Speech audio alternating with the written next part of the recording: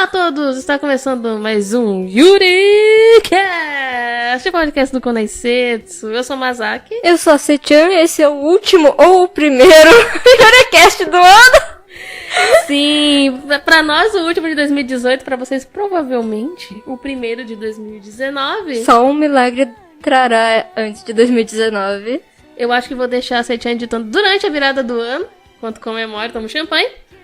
Pra ficar mais tênue essa parte de antes ou depois do ano novo.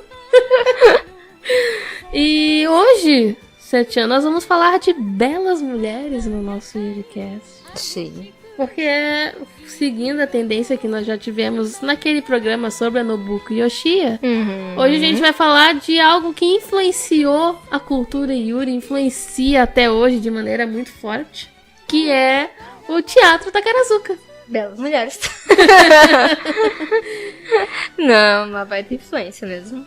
Exatamente. Enorme. Vai ser um programa um pouco mais histórico, um pouco mais explicativo. Sim. Né? Mas eu acho que é uma coisa importante, até pra depois a gente poder falar, como a gente sempre faz, umas comparações dentro do gênero Yuri, o que influencia, o que não influencia, sim. né? Eu vou falar bastante, porque eu fiz a pesquisa sobre Takarazuka. Né? Quem faz faculdade, aproveita a faculdade. Sim, aproveita as cadeiras pra poder fazer apresentações de coisas que vão ser úteis para o podcast. Afinal, se não fosse pelo YuriCast, eu não ia fazer uma apresentação sobre Takarazuka. Mas enfim, Sechan, o que tu acha que é o Takarazuka, assim, na tua visão? Um teatro feminino japonês? É uma definição boa. Né? Um teatro feminino japonês é uma boa definição pra começar. Poderia colocar como uma Broadway feminina japonesa. É uma Broadway feminina japonesa, é uma boa definição. Melhor ainda porque tem essa questão de ser musical. Sim. Os espetáculos, né? Uhum. Bom, é exatamente isso. O Takarazuka, ele é uma companhia teatral, onde todos os atores são, na verdade, atrizes. E é onde se faz peças musicais. É um teatro que tem há 108 anos, 109 anos. Agora, né? Ele tem uma influência cultural muito grande dentro da sociedade japonesa. Isso também reflete no Yuri, né? Porque afinal são atrizes. Eu sempre fiquei na questão de... O Takarazuka... Ele influencia aquele estilo andrógeno dos homens? Daqueles tipo visual kei? Ou é outra influência? Não, acho que é bom a gente começar por aí. Uma coisa um pouco mais histórica ainda do que o Takarazuka pra tentar encaixar ele dentro do contexto, né? Não, o Takarazuka que influencia os homens serem andrógenos e serem bonitos. Na verdade, a questão toda é muito antiga na cultura japonesa. Tem registros pelo menos desde o período Heian, que é no século X, né? Em que, por exemplo, um dos maiores personagens da ficção japonesa daquela época, que é o Genji, do Genji Monogatari, ele era já uma figura andrógena. Porque o Genji, na história do Genji, ele é basicamente um mulherengo. Só que ele é visto como um cara generoso e bondoso. Mas ele tem trejeitos muito andrógenos. Ele é belo, mas ele é delicado. Então, é uma coisa que vem mais ou menos do ordinário desde esse período. Do ano 1000, mais ou menos. Então, Takarazuka faz os papéis femininos, na verdade, na versão idealizada do que seria o homem. Exatamente. Tem duas coisas aí. É essa coisa de ser a versão ideal de um homem, né? A gente vai falar mais pra frente do Otokoyaku, que é exatamente isso. E também tem essa questão da relação dele com o teatro no geral do Japão, né? Como uma resposta ao Kabuki, eu acho. Sim.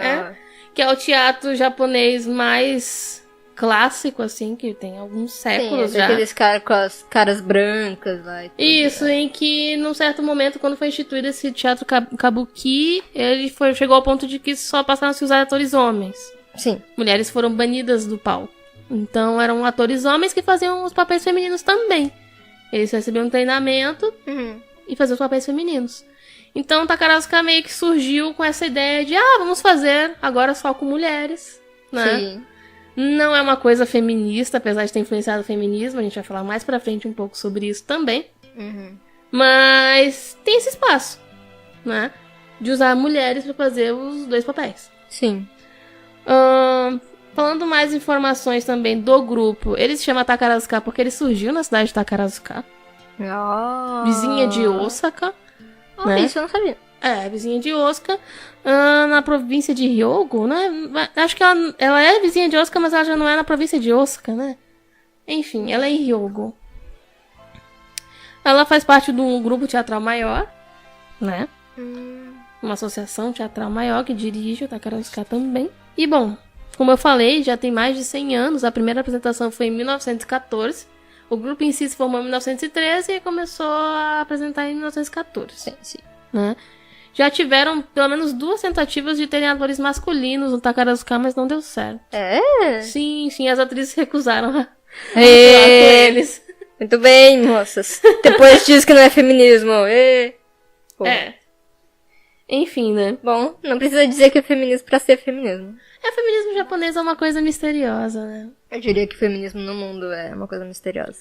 A Quando as pessoas não gostam de dizer que é feminismo. a questão toda do Takarazuka é uma coisa... A gente tá adiantando um pouco essa parte, mas... É que o Takarazuka, ele tem atrizes mulheres, mas ele é dirigido por homens. Né? O presidente é homem, o diretor é homem, o coreógrafo é homem, o roteirista é homem, então... Quem faz as roupas também são homens, então tudo é feito por homens, mas as mulheres que brilham no palco. Tá certo que as mulheres têm que brilhar no palco. Eu acho bom. acho interessante. Sim. Bom, eu tenho toda uma parte histórica bem detalhada que eu acho que não entra muito da conta do YuriCast a gente ficar falando 1918, Sim. Vamos dar uma resumida. Começou em Takarazuka, em 1914, no Teatro Paraíso, né, nessa cidade. Depois, em 1918, já começou a se apresentar em Tóquio também, né. Eles se apresentam sempre nas 2 cidades, né. Na verdade, acho que o tour é um pouco mais complexo do que isso. Mas é basicamente sim. Atualmente, Takarazuka tem 2 teatros dele, né, um em Tóquio e um em Osaka, em Takarazuka, né, Takarazuka. E eles fazem as apresentações principais lá, mas acho que tem um pouco um tour, assim. Eles, às vezes, fazem apresentações fora do Japão também. Legal. Sim, não é muito comum, mas acontece. Mas tem essas 2 bases, né? Em 1919 foi fundada a Escola de Formação das Atrizes Takarazuka. Que essa é uma coisa que eu acho muito interessante, né? Sim. Aliás, já adiantando referências, se você assiste anime atualmente, assistiu o Shoujo, como é? Kageki Starlight Revue. Ele é 99% referência ao Takarazuka. Sim, totalmente, tudo. Sim, tanto que, bom, Takarazuka é Takarazuka Revue, né? Em japonês é Takarazuka Kageki-dan, é o nome, né? Então, o Shoujo Kageki Starlight Revue tem uma referência dupla ao título Além de que o uniforme também, né? O uniforme cinza também parece com o uniforme da escola. Cinza parece com o uniforme da escola de formação Takarazuka. Que é cinza também, né? A única coisa que não deixa aparente é essa coisa de separar o tipo de atrizes, né? Não, acho que no Starlight... Acho que é por causa do mercado, na verdade, né? É porque é mais fácil, porque também tem os chips, né? Os chips ficariam em aulas separadas.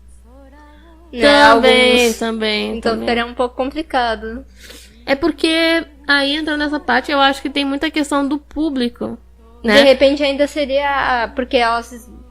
Pelo que eu vi, pesquisei, né? Elas têm umas aulas juntas e depois elas se separam e cada uma faz o seu papel, né? Então, de repente, essa parte seria a parte inicial também. Não, mas eu acho que no Starlight eles não colocam isso. Eu acho que... Como eu tava falando, é uma questão do público, porque o público do Takarazuka, do teatro Takarazuka, ele é majoritariamente feminino, tá? Sim. Então, são garotas jovens, a maioria das vezes, que vão porque as peças são muito românticas, muito heróicas, então elas gostam, tem emoção. Tem as meninas lindas. Já o público de anime, ele tem muito público masculino também. Sim. Então eu acho que não ia ficar bom. Sim. Né? O Tokoyaku não ia fazer muito sucesso. Sim. Até a personagem que mais poderia ser o Tokoyaku não é tanto que a Futaba, né? Enfim, a companhia foi se expandindo até chegar ao ponto atual em que ela tem 5 grupos teatrais dentro dela, 5 trupes que a gente chama. Sim. São os Gumi, né? Sim. Que são o Hanagumi, Tsukigumi, Yukigumi, Hoshigumi e Soragumi. Seria a trupe da Flor, que é a mais antiga. Sim. Né? A trupe da Flor, cada trupe ela meio que tem uma cara e as pessoas meio que identificam por essa cara, né? Sim. A trupe da Flor, ela é chamada em japonês também de Dansu no Hanagumi, que é a trupe da Flor das danças, né? Porque eles têm danças muito boas, coreografias muito boas, né? Sim. Também acontece muito de otokoyakus muito famosas do geral Takarazuka sendo dessa trupe.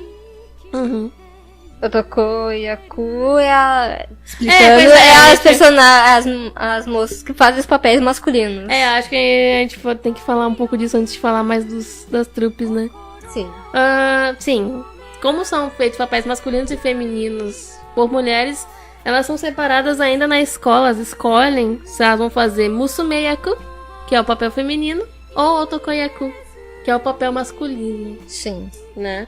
As Otokoyaku, elas recebem todo um treinamento pra conseguir ter uma postura diferente, conseguir cantar e falar com um timbre mais grave, né? Então elas têm um visual e um jeito de ser bastante característico. Elas realmente cortam o cabelo? Pois é, no começo, até um bom tempo assim, elas não cortavam o cabelo. Não. E elas começaram a cortar numa época, assim, não lembro se foi nos anos 70 ou 80, que elas começaram a cortar de verdade o cabelo. Antes era peruca. Só uma peruca curta. Agora é muito difícil, eu acho, ter uma Otokoyaku que tem cabelo comprido. Sim.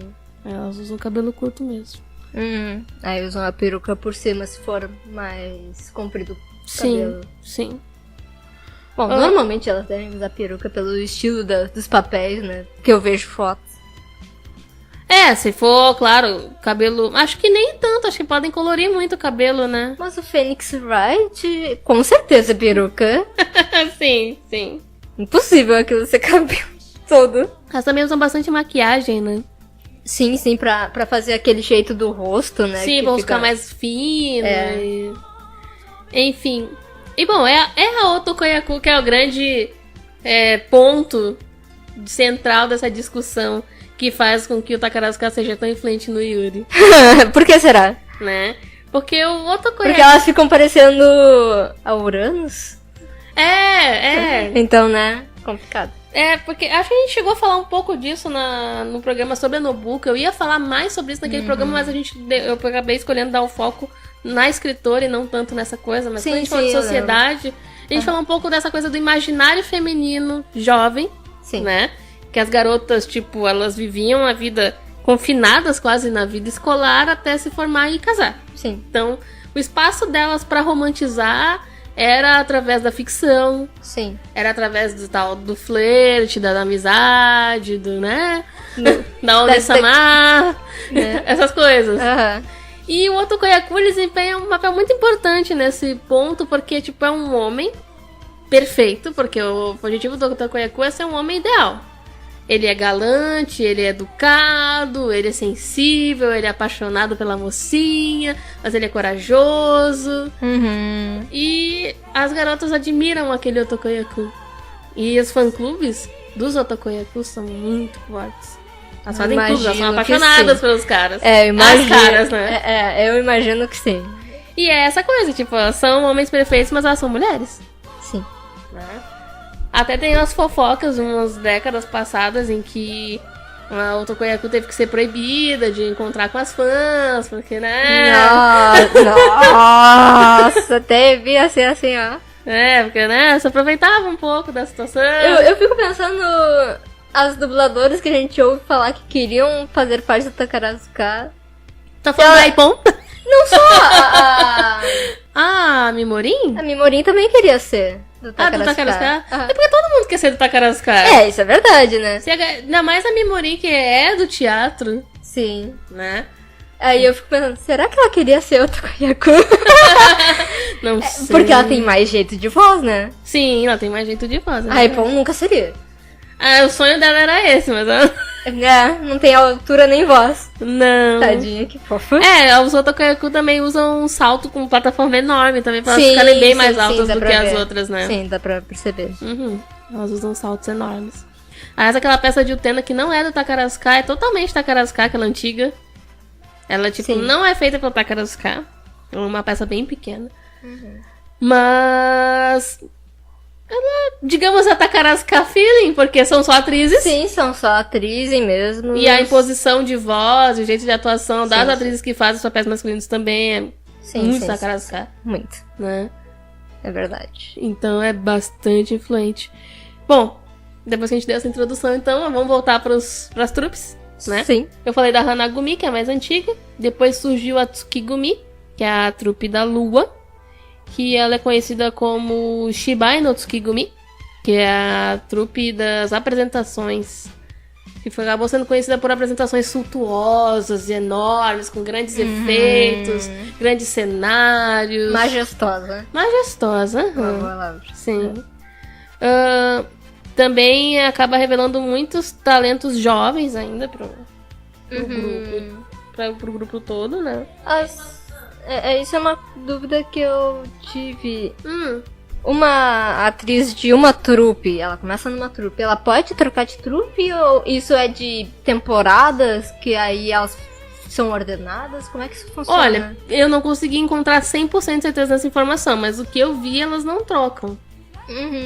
Meio que, tipo, elas quando entram no... elas vão sendo alocadas, entendeu? Tipo, elas se formam. Sim. E aí, dependendo do perfil, elas vão pra um ou pra outra. Elas são colocadas. E a partir dali elas vão se desenvolvendo. Entendeu?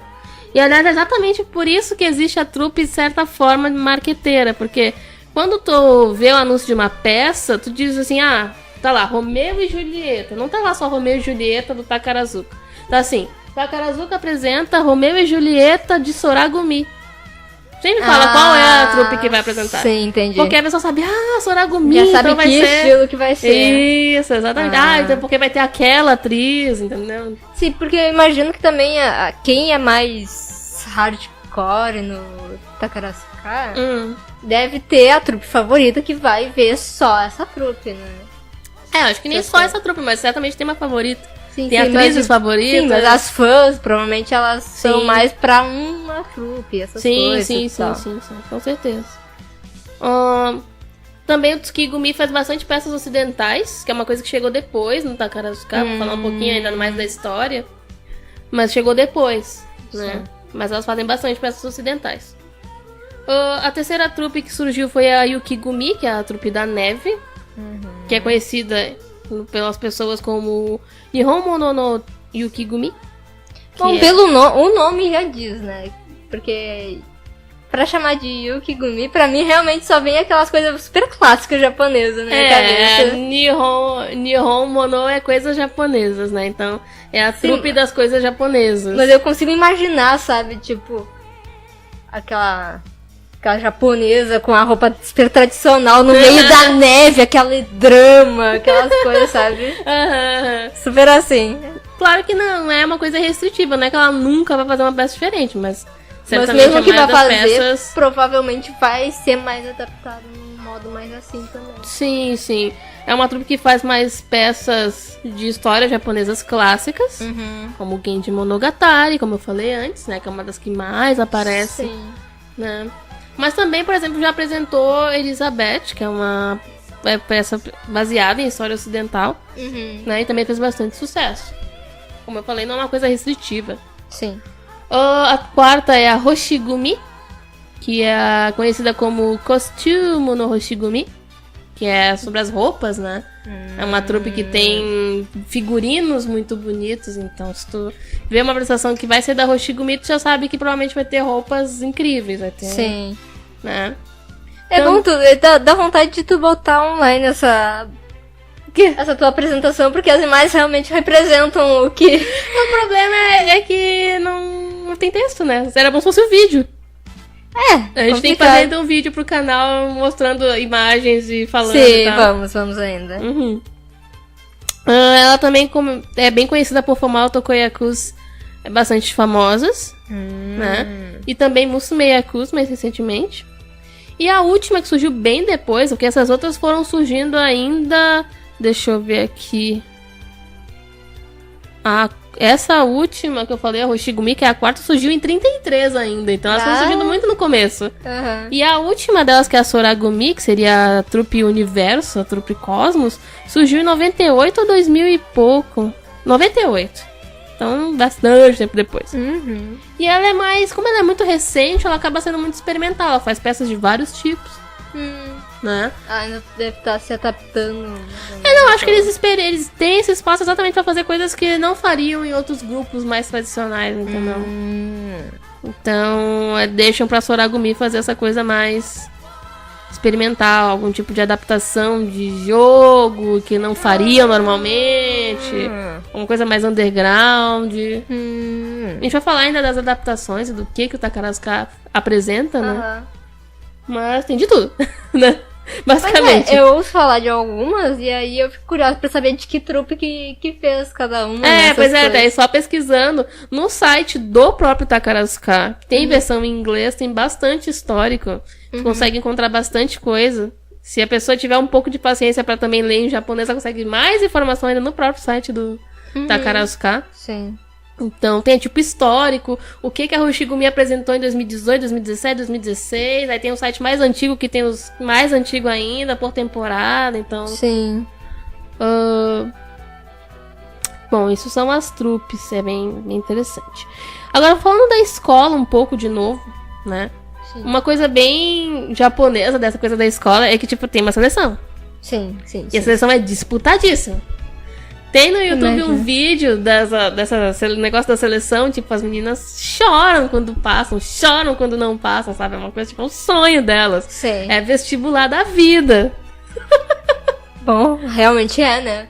Sim. É foda porque é como se fosse ensino médio, né? Sim. E aí, elas entram mais ou menos com essa idade.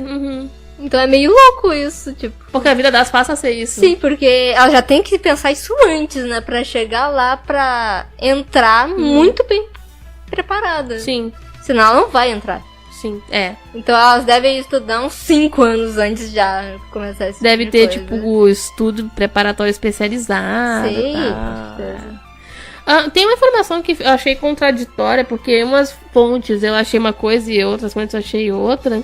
Que é sobre essa coisa do Otokoyaku e Musume-yaku, quando é que elas escolhem, tá? Eu, na minha pesquisa original que eu tinha feito, aí não sei se é 100% confiável, porque eu tava lendo em japonês, eu não sou tão boa assim lendo em japonês. Sim. Diz que o curso dura 3 anos, tá? E que ao final do curso elas escolhem se elas vão ser Otokoyaku ou Musume-yaku. E daí elas vão pro estudo especializado. Elas passam uns 3 anos estudando canto, dança, atuação, todas essas coisas. E depois é que elas vão trabalhar especificamente naquilo. E assim como o Starlight, voltando pro Starlight de novo, Sim. tem essa coisa do ano da turma, que nem tem no Starlight, que elas são o ano 99, a turma 99. Sim. No Takarazuka também. Aquela pessoa que entra, ela é tipo da turma do ano tal. Sim. Tanto que 2017 foi... Deixa eu ver. É a turma 103, o pessoal que se formou em 2017. Né? Uau. E aí depois que a pessoa entra na parte profissional do Takarazuka, ela passa a ser contada a quantidade de anos que ela tá no grupo, né?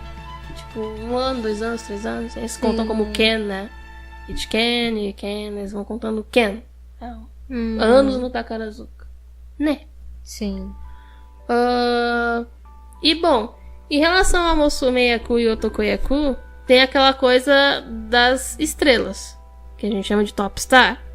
Sim, que nem Starlight. É a mesma coisa. Se vocês assistirem Starlight, vocês já sabem mais ou menos como é que funciona o Takarazuka. Mais ou menos. Porque, tipo, tem a Top Star de cada trupe. E cada Top Star, Otokoyaku e Top Star Musume-yaku. Eu fico pensando, mas isso aí é por ano que eles fazem isso? Não, tem a Topstar. Mas se entra uma nova menina, ela não tem chance? Não, ela só vai ter uma nova escolha de Topstar quando a Topstar atual se aposentar. Sim, ela vai ser, tipo, anos. Uau. Legal. Legal pra ela, né? Ou quando a companhia decidir que ela não é mais Topstar e tem que passar pra próxima. Que tá com algum problema. Ou já passou muito tempo, sei lá. Sem que já não traz tanto retorno, essas coisas. Exatamente. E o que eu ia falar é que, tipo, a diferença em relação a como isso funciona pra Musume-Yaku e Otokoyaku. Pra começar, a Topstar era só Otokoyaku. Não tinha Musume-Yaku Topstar antes. Sim, sério? Sim, era só Otokoyaku. Ai, que feio. Porque elas eram as grandes estrelas. Claro, entendo que sim, óbvio que, né? Sim. Dá um trabalho desgraçado, né, pra virar um homem. Só que um homem decente. Não, e é o que só mais. Um homem decente, e é o que mais fascina o público, é o que mais chama o público, então, né? Mas as mulheres, né? Sim. As que não faz que porque as Musume-Yaku também não são, tipo, mulheres comuns. Elas têm que ter um diferencial também. Um diferencial de canto e de timbre que tem que ser específico. É um timbre muito fino. Muito sim, diferente. sim. E tem toda a questão da atuação também, não é tão simples assim. Sim.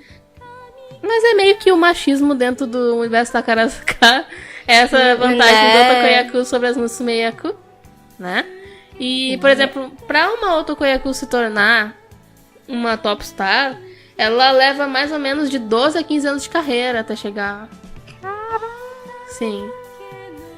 Pra se tornar Topstar. Enquanto o Musume-Yaku é o quanto antes. Assim que ela entrar na parte profissional, o quanto antes ela for Topstar, é melhor. É fácil. É foda. É foda. É foda, mas faz sentido. Isso é uma merda. É uma merda.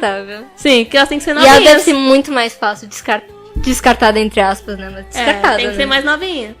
Que merda, mano. Eu tô chocadíssima. E a gente não tá falando ainda da etimologia desses dois termos. Otokoyaku seria papel de homem. Pois é, e Musume é menina. Musume, exatamente. Musume-Yaku é papel de menina, de moça. Nossa. Né? Porque, né, como disse meu professor, japoneses gostam de menininhas, então... então Musume-Yaku são as mulheres. Gosto. Eu tô chocadíssima. Tem um lado obscuro do Takarazuka também nessa história, né? Mas, enfim, ainda falando sobre essa vida das atrizes, a gente tá nessa parte falando, né, como é que começa, como é que é a carreira e tal. Sim. Tem a questão da aposentadoria. Pois é. Elas passam a vida toda no Takarazuka, tá? Elas são sempre referidas entre elas como garotas. Tipo, elas nunca se tornam, elas sempre são jovens, estudantes, entre aspas, sabe? Uma coisa meio, né? Sim. Dos japoneses. E elas não podem ter relacionamento, né? Elas têm que ser puras. Teoricamente, não podem ter relacionamento com ninguém. Tipo idol. E elas podem sair do Takarazuka por 2 motivos. Que é a aposentadoria, né? Tipo, chega a idade de 58, 60, elas podem se aposentar. Né? Passam a ser conhecidos como Takarasiene. Eu não sei pronunciar isso porque é meio francês. Sim. Pois é. E também pra se casar. Elas podem sair pra se casar. E algumas saem e continuam tendo vida pública, continuam trabalhando, tenho atuando. Certeza que sim. Sim. Tenho certeza. Provavelmente aquelas atrizes que trabalham na peça do Starlight, são mais velhas, elas são ex-Takarazuka. Sim, com Entendeu? Certeza. Elas são ex-Takarazuka. Com certeza, só pelo tipo de voz. Exatamente, todas elas, são as 3. Verdade. Ai, que legal. Fiquei feliz. Porque é uma peça muito boa. As pessoas têm que assistir essa peça de Starlight. Sim, é bem boa. E é isso que eu tava pensando, será que... Agora já faz muito tempo que tem Takarazuka. Tem. Será que já tem meninas que talvez sejam filhas de atrizes antigas? Sim, certamente que são atrizes Takarazuka também. Sim, certamente. Isso deve ser o máximo. Eu quero essas fofocas japonesas pra saber. Não, tipo, a atriz elas se formam quando elas saem, né? Elas se formam. Sim. Coisa de japonês. Sim. Ela sai em Takarazuka, se casa, tem filha, a filha quer ser Takarazuka também, então... Sim, mas se já se concretizou querer, obviamente que beleza querer. Com certeza sim, são 108 anos. Com certeza sim. Que legal. Me empolguei. É... Vamos se fuder junto, filha. Mais ou menos isso. Não, mas elas amam isso, como assim? Sim, óbvio que sim. Agora, saindo um pouco dessa coisa da vida das atrizes, vou falar um pouquinho rapidamente sobre uma parte interessante da história do grupo como um todo, né? Ele começou a fazer sucesso e tal, blá blá blá, e lá por 34 já abriu um teatro Takarazuka em Tóquio, né? Lá em 34. Só que aí em 44 o teatro parou de trabalhar por causa da guerra, né? E aí... Mas foi bem curto tempo, né? Eu vi que em 46 abriu, eles já retomaram, né? Só que eles perderam o teatro de Tóquio, porque foi bombardeado. Ou foi queimado, enfim, né? Se perdeu. Sim. E em 47 elas voltaram a se apresentar em Tóquio depois da guerra. Isso no período já pós-guerra e tal. Só que a popularidade do Takarazuka começou a cair. Porque, vamos retomar um pouco a situação. Takarazuka começou em 14... E naquela época elas só faziam histórias japonesas. Tá? Naquela época só eram obras japonesas, eram histórias clássicas, era estilo Genji por aí, entendeu? Sim, tipo, período Heian, aquele tipo de coisa. Porque eu acho que também tem muito, apesar de não querer, é uma influência também do... Do quê? Do outro, do teatro masculino, né? Do Kabuki. Sim. Que é super... Só dos tradicional, né? Então, onde eu sei. Então, provavelmente tem essa Sim, só que no período pós-guerra no Japão, com a ocupação americana, coisas japonesas começaram a sair de moda no Japão. Então, as pessoas... Acho isso muito engraçado. É verdade. Eu consigo entender. Eu acho o máximo porque eles são muito preconceituosos com pessoas de fora, mas eles adoram coisa de fora. Não, eles são um puxa-saco dos Estados Unidos 100%, mas... Ai, caramba. Coisas japonesas começaram a sair de moda. Então, o Takarazuka começou a perder público, né? E foi perdendo público, até que em 1967 eles começaram a tentar mudar isso, fazendo a primeira adaptação de uma obra estrangeira, que foi Oklahoma, que é uma peça que eles apresentam bastante ainda. Sim, é bem clássico. Assim. Oklahoma. E aí, a virada do jogo, do declínio do Takarazuka, aconteceu em 1974. Posso chutar? Pode chutar. Rosa de Versalhes? Exatamente! Eu sabia. 29 de agosto de 1974 foi a estreia da adaptação do mangá shoujo, A Rosa de Versalhes. Isso é uma loucura, porque abre o Takarazuka, aí Osamu Tezuka faz Princesa do Cavaleiro, aí fazem a Rosa de Versalhes, e aí a Rosa de Versalhes influencia o Takarazuka. Isso é muito louco. Sim. Isso eu ia falar mais pra frente, mas como essa apresentação tá toda de trás pra frente mesmo. Sim, exatamente. Abrindo um parênteses nesse negócio da Rosa de Versalhes, é isso, né? Osamu Tezuka se mudou ainda criança pra cidade de Takarazuka. Tá? Osamu Tezuka é um cara aí que fez uns mangá. Não sei se vocês estão ligados. O cara dos mangá. Fez vários mangás. E ele vários, tipo, centenas. Sim. E ele era fã de Takarazuka desde criança. Ele chegou a trabalhar no Takarazuka ajudando a desenhar pôster de divulgação das peças. Nossa. Sim, tem isso na biografia desenhada dele. Nossa, que legal. E o Takarazuka influenciou ele ao ponto dele criar a Princesa e o Cavaleiro, né? Que é a história da Safire, né? Que é a menina que é criada como menino e tal, e toda essa coisa de se vestir como menino. E depois veio acho que é Ryoko Ikeda, nunca lembro bem o nome dela, a autora da Rosa de Versalhes. Ikeda. Porque, apesar do Tezuka não gostar de dizer, a Princesa e o Cavaleiro, ele meio que tá na fundação do shoujo. Sim. Do mangá shoujo. Por mais que ele não goste dessas coisas, é assim. Ele desenhava tudo que é tipo de história, então ele influenciou tudo que é tipo de história. Sim. As pessoas, os estudiosos do Tezuka dizem que ele criou quase todos os gêneros de mangá que existem. Né? Menos o Gekiga, mas ele próprio também fez Gekiga um pouco. Mas enfim. E aí, mais pra frente no shoujo, surgiu a Rosa de Versalhes. Puxando, né, a da Princesa Cavaleiro. Muito, né? Até porque a Princesa Cavaleiro tinha tema de reinado. E tinha aquelas roupas de cavaleiro, né? Sim. E a Rosa de Versalhes se passa na França. Tem toda aquela roupa. A parte histórica mesmo. A parte histórica. E puxando também a coisa da menina que é criada pra ser como um homem, mesmo sendo uma mulher.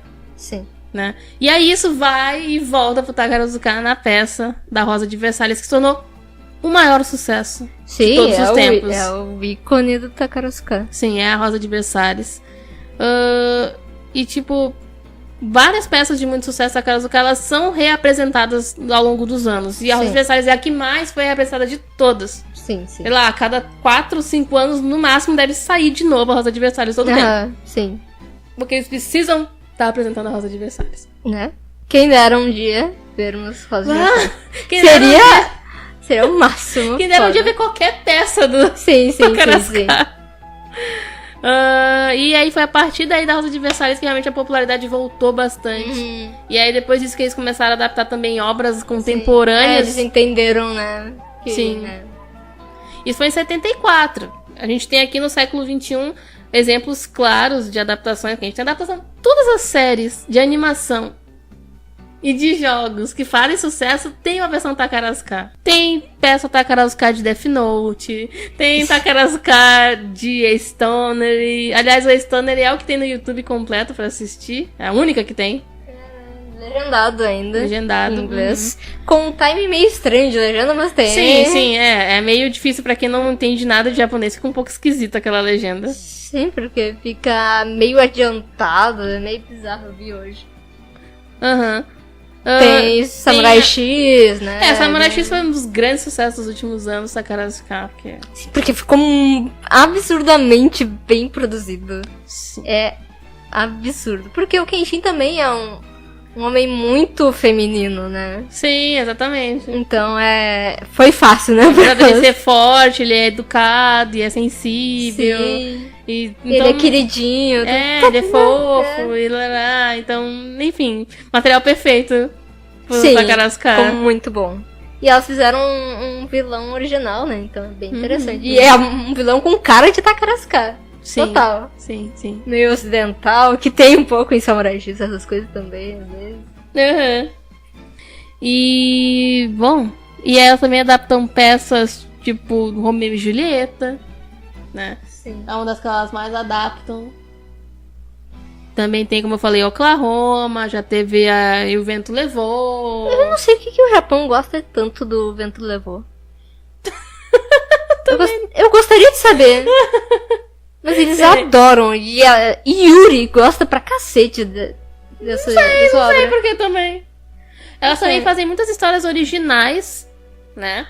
Tanto baseadas em histórias japonesas quanto em história ocidental, né? Sabe uma coisa que eu achei muito legal? O quê? Elas adaptarem Chicago. Na verdade, Chicago é uma coisa bem legal. Pena que não tem todo no YouTube. Mas foi uma adaptação feita para ser apresentada nos Estados Unidos. Sim, ela foi apresentada em 2014, quando o grupo fez 100 anos.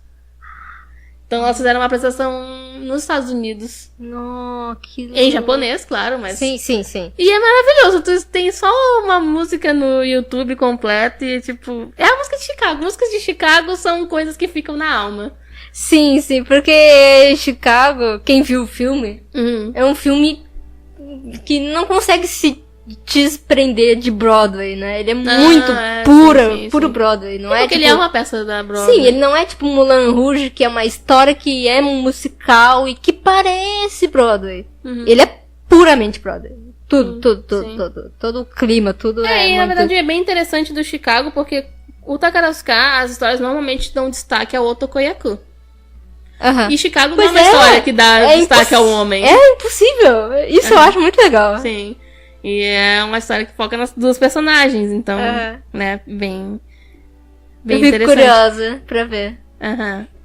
E histórias japonesas clássicas, elas também fazem bastante. Né? Como A história do Genji é aquela coisa, né? Japonesa ama a história do Genji. Então, a história do Genji tá em todo lugar. E o Takarazuka não é exceção. Sim. Pesquisando sobre peças e tudo que tem originais ali, dá pra ver que tem algumas que são super estilo tradicional, né? Mas dá pra ver que tem umas que são muito dramalhão com cara de Takarazuka, é muito engraçado, que são mais modernos, né? Mais sim, essa Kohakuiro no Ame ni Nurete. Isso. Né? É interessante que esses posters do Takarazuka sempre dá pra perceber que tem a peça e tem um outro nome embaixo que não tem nada a ver com a peça. Porque ela sempre bota um número só musical no final. Que não tem a ver com a peça. É tipo um outro ato em que é só música. Tipo Starlight também tem nas peças. Tipo, é uma música. E é louco, aí é a parte resplandecente da parada, entendeu? Sim. Não tem nada a ver com a história. Sempre tem. Porque elas têm que mostrar a música. Como eu falei, a questão do público é um público feminino. Sim. Jovem. Jovem, na maioria das vezes. E bom, elas são loucas, né? Mandam presente, ficam esperando horas antes delas chegarem no teatro pra se apresentar. É assim, japoneses sendo fãs, né? Japoneses sendo fãs são uma coisa única. Hardcore. É um hardcore meio doente, mas tem um limite em quase todas as pessoas.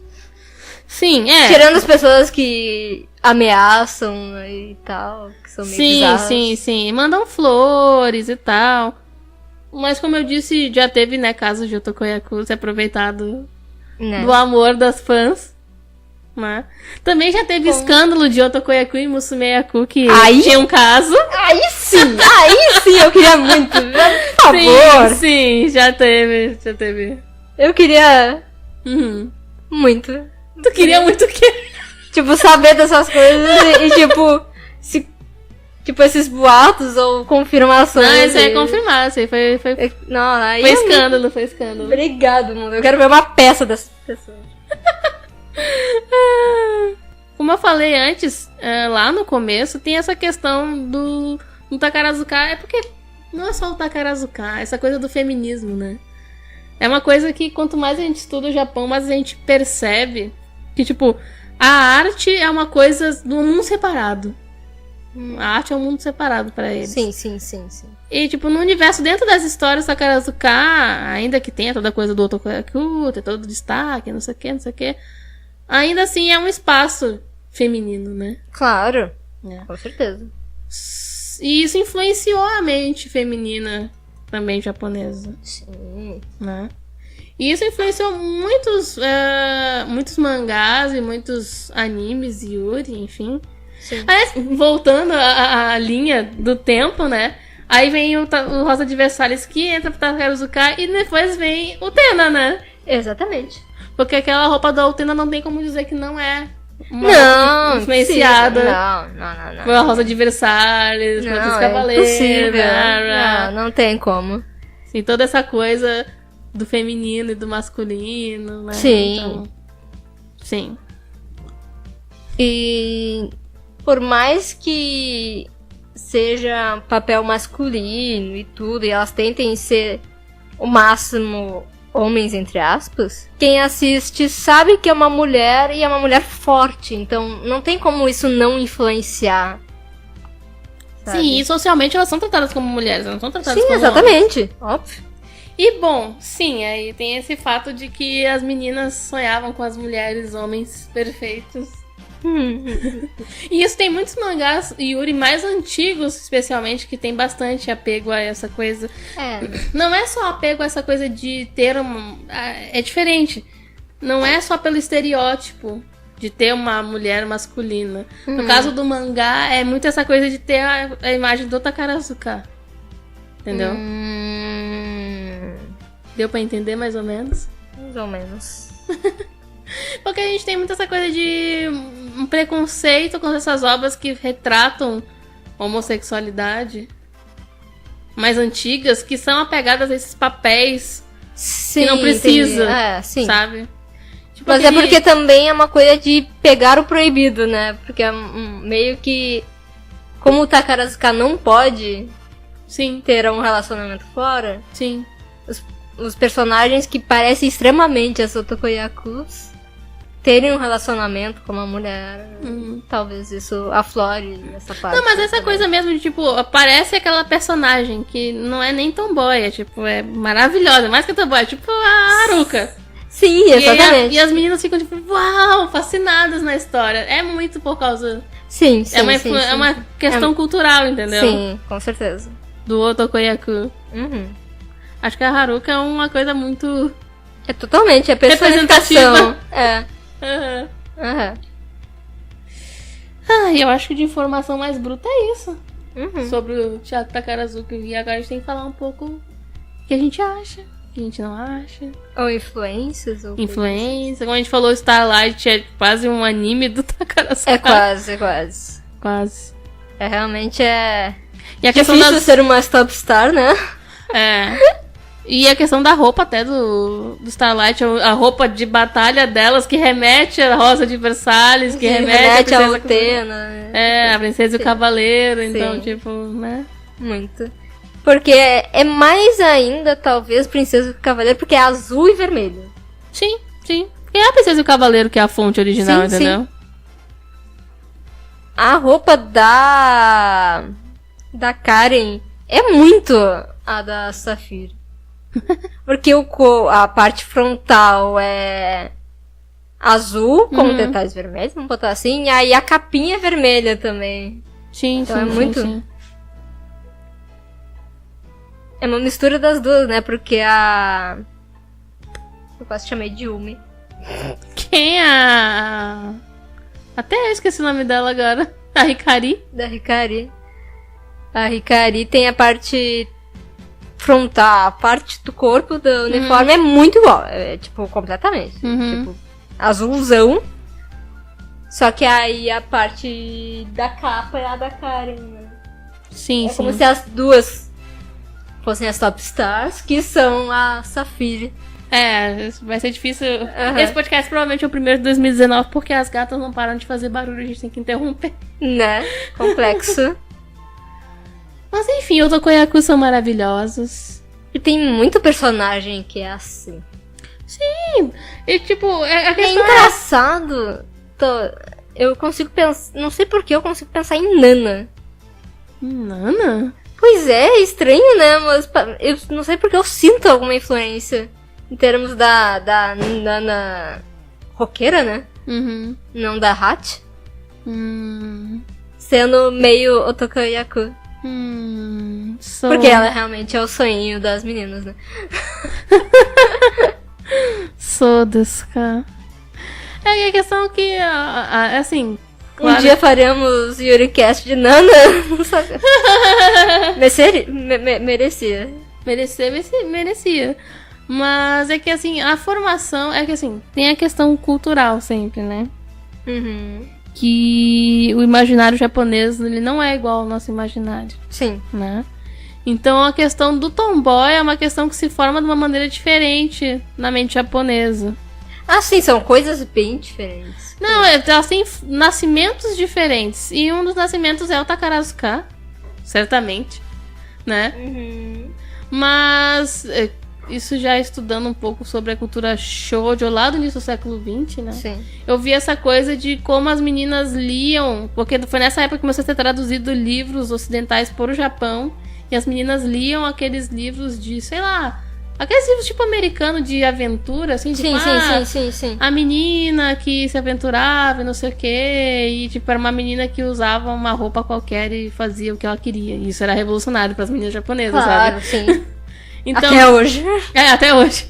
Que horrível. Então, meio que vem um pouco daí dessa coisa de, tipo, usar uma roupa mais diferente e tal. E também misturado com a imagem do Otokoyaku. Sim. Mas o Otokoyaku, até pelo próprio nome e todo o papel, né? É uma coisa de... É um homem, não é um moleque, como é tomboy, sabe? Sim. São coisas bem diferentes. Sim. São modelos bem diferentes. personagem. Entendi. É a Haruka, não é a Makoto. Exatamente. Apesar de que a Makoto, né? Sim. A gente sabe que é muito mais menininha fofa. É, mas ela tem um lado tomboy também. Sim, né? tem. É a dualidade do ser. É a Haruka, não é a do Starlight. Não é a Futada.